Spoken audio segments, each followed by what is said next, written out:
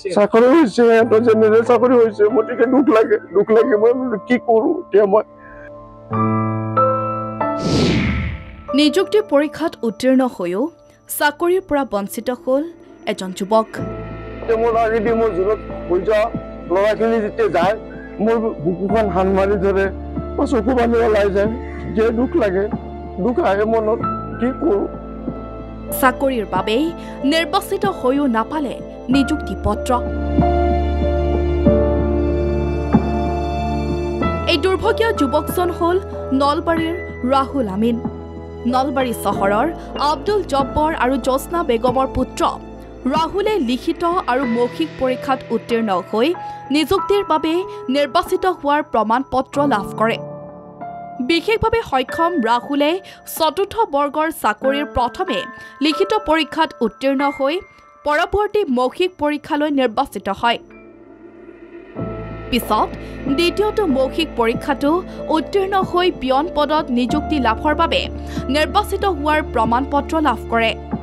কিন্তু নিৰ্বাচিত হৈও আজিলৈকে চাকৰিৰ পৰা বঞ্চিত হৈ থাকিল ৰাহুলৰ লগত একেলগে নিৰ্বাচিত হোৱা একাংশই নিযুক্তি পত্ৰ লাভ কৰি এতিয়া কৰ্মৰত হৈ থকাৰ বিপৰীতে ৰাহুলে নিৰ্বাচিত হৈও আজিলৈকে নিযুক্তি পত্ৰ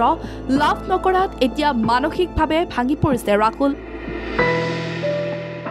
কাৰ ভুলৰ বাবেই ৰাহুলে নিযুক্তি পত্ৰ লাভ কৰাৰ পৰা বঞ্চিত হ'বলগীয়া হ'ল তাৰে এক তদন্তৰ দাবী কৰিছে ৰাহুলে। মই ইণ্টাৰভিউ দিছিলোঁ আপোনাৰ 21/8/2022 তাৰপিছত মোৰ তাতে পৰীক্ষা হৈছিল সিদিনাখন তাৰপিছত পৰীক্ষা হোৱাৰ পিছত তাৰপৰা মই হেৰি হ'ল কোৱালিফাই ফৰ নেক্সট লেভেল বুলি আহিল নেক্সট লেভেল বুলি আহি তাৰপিছত নেক্সট লেভেল বুলি আহি তাৰপিছত আৰু এখন দিলে যে আপোনাৰ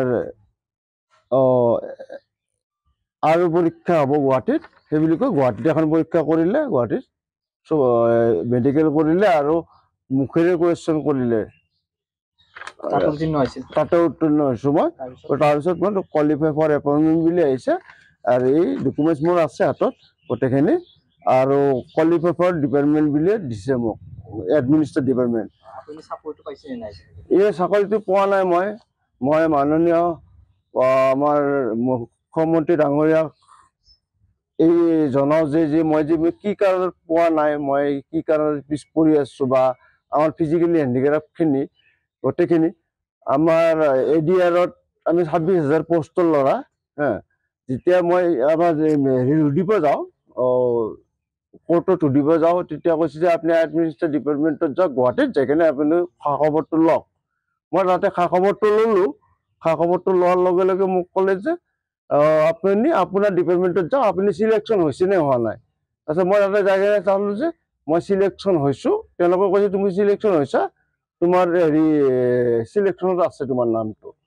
সেই বুলি কৈ মই গুচি আহিলোঁ আৰু তাৰ পৰা দিছপুৰতে মই জনাই থৈ আহিলোঁ এখন এপ্লিকেশ্যন দি আহিলোঁ মই চিলেকশ্যনত আছোঁ বুলি কৈ। তাৰপিছত হেমন্ত ছাৰে ক'লে যে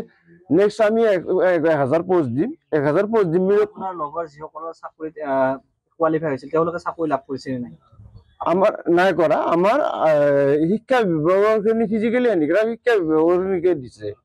আমাৰ হেৰিখিনিক দিয়া নাই এতিয়ালৈকে যিটো ADR-ৰ এটাকো দিয়া নাই আমাৰ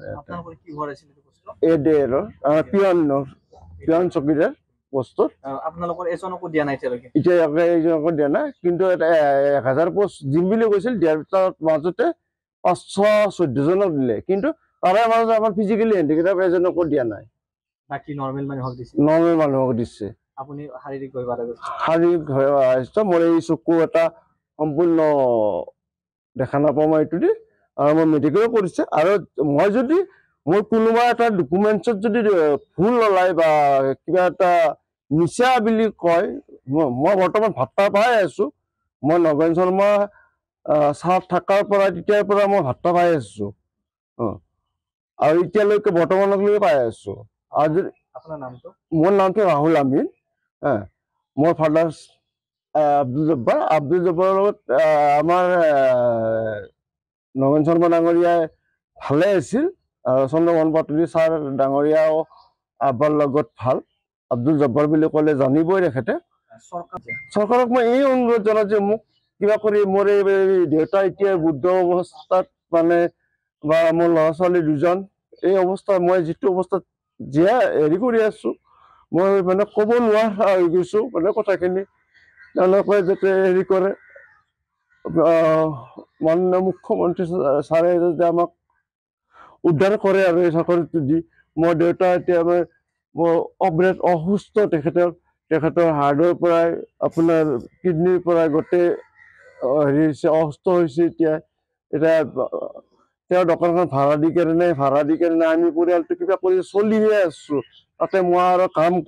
কৰি সেনেকে আমি চলি আছো কিন্তু এই চাকৰিটো হোৱাৰ যেতিয়া কোৱালিফাই বুলি আহিছে সিদিনাৰ পৰা আমি হৈছিলো সপত্তি হৈ দিছিলো আমি গোটেইকেইটাই চবেই গাঁওখন গোটেই জানে যে ৰাহুল আমূল্যৰ চাকৰি হৈছে জইন কৰিছে মোক সোধে এতিয়াও সোধে ক'ত জইন কৰিছা কোনটো কেতিয়া জইন কৰিছা চেলাৰী হ'ল নে এই ৰকম এনেকুৱা ধৰণৰ প্ৰশ্ন সোধে তেতিয়া আঘাত লাগে মনত দুখ লাগে আজি ছোৱালীটো অহাকালি মেট্ৰিক পৰীক্ষা মই এটাও টিউশ্যন দিব পৰা নাই মোৰ নিজৰ কপাল বেয়া মোৰ ইনকাম নাই সেনেকুৱা মই এই চাকৰিটো চৰকাৰে মামাই মানে বহুখিনি চবকে যে এনাই দিছে যিহেতু চিৰসত্য কথা হা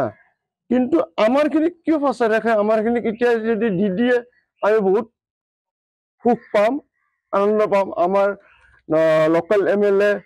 ছাৰকো অনুৰোধ জনালো জয়ন্ত মল্ল বৰুৱা ছাৰকো মানে আমি বহুত সুখ পাম এইটো বহুত আনন্দ পাম আমি যদি মোৰ এই চাকৰিটো যদি মোক দিয়ে মই বহুত সুখী হ'ম সেইকাৰণে মই এইখিনিতে আপোনালোক কৈ মোক যাতে গোটেই সমূহ ৰাইজে মোক যাতে মোৰ কাৰণে হেৰি কৰে আৰু প্লাছ মই আপোনাৰ BJPৰ মেম্বাৰশ্বিপতো আছো মই